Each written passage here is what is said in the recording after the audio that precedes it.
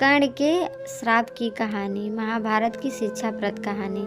अपनी कुमार अवस्था से ही कर्ण की रुचि अपने पिता अधिरथ के समान रथ चलाने की बजाय युद्ध कला में अधिक थी। कर्ण और उसके पिता अधिरथ आचार्य द्रोणाचार्य से मिले, जो कि उस समय युद्ध कला के सर्वश्रेष्ठ आचार्यों में से एक थे। द्रोणाचार्य उस समय कुरु राजकुमारों को शिक्षा दिया करते थे। उन्होंने कर्ण को शिक्षा देने से मना कर दिया, क्योंकि कर्ण एक रथ हाँकने वाले का पुत्र था और द्रोणाचार्य केवल क्षत्रियों को ही शिक्षा दिया करते थे। द्रोणाचार्य की असम्मति के उपरांत कर्ण ने परशुराम से संपर्क किया, जो केवल ब्राह्मणों को ही शिक्षा दिया करते थे। कर्ण ने स्वयं को ब्राह्मण बताकर परशुराम से शिक्षा का आग्रह किया। परशुराम ने कर्ण का आग्रह स्वीकार कर लिया और कर्ण को अपने समान ही युद्ध कला और धनुर्विद्या में निष्णात किया। कर्ण को उसके गुरु परशुराम और पृथ्वी माता से श्राप मिला था। कर्ण की शिक्षा अपने अंतिम चरण पर थी। एक दोपहर की बात है, गुरु परशुराम कर्ण की जंघा पर सिर रखकर विश्राम कर रहे थे। कुछ देर बाद कहीं से एक बिच्छू आया और कर्ण की दूसरी जंघा पर काट कर घाव बनाने लगा। कर्ण बिल्कुल भी नहीं चाहता था कि उसके गुरु के विश्राम में कोई बाधा उत्पन्न हो, इसलिए उसने उस बिच्छू को हटाकर दूर नहीं फेंका। वह बिच्छू अपने डंक से कर्ण को भयंकर पीड़ा देता रहा, किंतु कर्ण ने अपने गुरु के विश्राम में खलल नहीं आने दिया।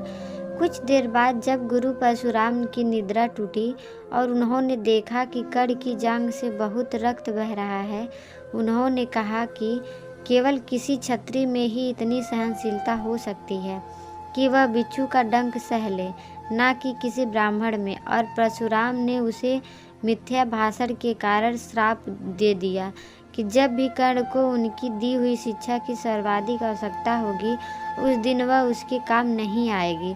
कर्ण, जो कि स्वयं भी ये नहीं जानता था कि वह किस वंश से है, कर्ण ने अपने गुरु से क्षमा मांगी और कहा कि उसके स्थान पर यदि कोई और शिष्य भी होता तो वो भी यही करता।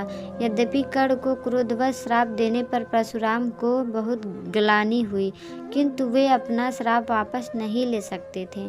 तब उन्होंने कर्ण को अपना विजय नामक धनुष प्रदान किया और उसे ये आशीर्वाद भी दिया कि उसे वह वस्तु मिलेगी जिसे वह सर्वाधिक चाहता है, अमित प्रसिद्धि। कुछ लोक कहानियों में ये भी माना जाता है कि बिच्छू के रूप में स्वयं देवराज इंद्र ने कर्ण को पीड़ा पहुंचाई थी, क्योंकि वे परशुराम के समक्ष उसकी वास्तविक क्षत्रिय पहचान को उजागर करना चाहते थे।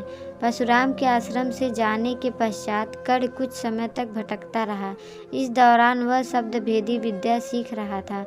अभ्यास के दौरान उसने एक गाय के बछड़े को कोई वन्य पशु समझ लिया और उस पर शब्द भेड़ी बाण चला दिया और बछड़ा मारा गया। तब उस गांव के स्वामी ब्राह्मण ने कर्ण को श्राप दिया कि जिस प्रकार उसने एक असहाय पशु को मारा है, वैसे ही एक दिन वह ही मारा जाएगा, जब वह सबसे अधिक असहाय होगा और जब उसका सारा ध्यान अपने शत्रु से कहीं अलग होगा, किसी और काम पर होगा, तब ये मारा जाएगा।